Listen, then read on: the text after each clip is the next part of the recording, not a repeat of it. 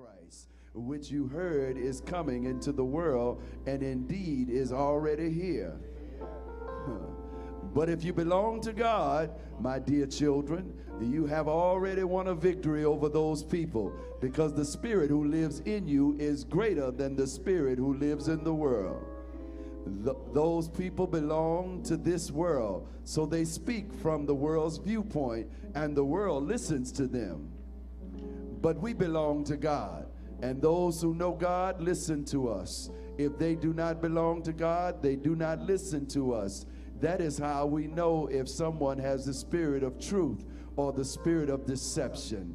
That's the reading of God's holy and unchangeable words. You may be seated in his presence. To be sure, it is of a truth, sisters and brothers, that there is a lot of information that our minds are exposed to in the world around us. In fact, this generation can be defined as the age of information. What with social media at its zenith now, and the truth of the matter is no one has to go without any news now with 24-hour news cycles. There's a lot of information floating around. Where it would take days, if you will, and sometimes weeks and months to deliver a message to a certain person. Now people are walking around with computers in their pockets or in their purse or on their side and can pull up and get basically any information they want at this time. The problem is, sisters and brothers, there's a lot of misinformation that leads to miseducation, that leads to misliving in this world. Have you checked the messages of the world around us? And the truth is that it is given to us on the slick half-truths, if you will, that amount to a whole lie. It is that kind of information that floats in and out of our consciousness. Have you checked it, sisters and brothers? And perhaps you have noticed that depending upon who is delivering the message, they give you what they want you to have and leave out what they don't want you to have. Information all around us. I sometimes pay attention to the headlines or the opening lines of those who announce the news on television or the internet or the radio, and what I recognize is sometimes they will announce one thing, Cassandra. The headline will say one thing that is both incendiary and perhaps even misleading on purpose, but when you read the story, you get the real facts. And guess what people run with? They run with the false information without reading the whole story. Misinformation that leads to miseducation, that leads to misliving. The problem, sisters and brothers, is it is this information, once we take so much of it in, it takes a toll on our consciousness that many of us don't even recognize. We wonder why it is sometimes our minds are tired, and even sometimes our spirits are exhausted to the place that it feels like we cannot pray. It is because we have received so much damaging information that mentally and intellectually we don't have what we used to have. Perhaps you are the one and you've received so much bad news that it's hard to determine what is good news. Or maybe you're the one in the Lord's house today and you've received so many lies, and you've received so many half-truths, if you will, that it's difficult to determine who's telling you the truth and who's lying. Truth of the matter is the reason why the people that you've been witnessing to and the people that you've been inviting to join you in your relationship with the Lord can't really feel what you're talking about, because we who stand in pulpits have said one thing and did another thing so often that people say they don't want to come to church because the church is full of hypocrites. And it would be one thing if we could fight against them and say that they're not telling the truth, but the truth of the matter is sometimes they're telling the truth, and we are such hypocrites and we tell so many lies that we can't reach the people that we've been trying to reach. That what the world is telling you is life is not real living at all. Life is not about eating and drinking as much as you can until you are miserable. That's not real living. Boy, it's getting quiet in here, oh man. Life is not about accumulating as much as you can, even at the expense of hurting your brother or sister. That's not real living.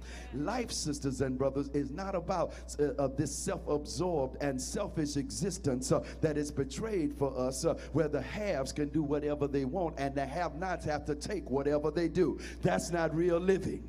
Are y'all walking with me in here? Real living, sisters and brothers, is according to the will and the way of our God, our Creator, the one who designed us and put purpose in us in the very beginning. Real living says that I have some things that are too expensive for money to buy. Real living, sisters and brothers, suggests that even when I am not what I ought to be, I have a God who still works with me to make me what I should be.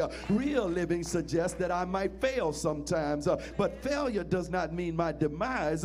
Failure is meant for my lesson, so that I can take the lesson, apply it to my right now, and come out on top. Anybody coming out on top in here?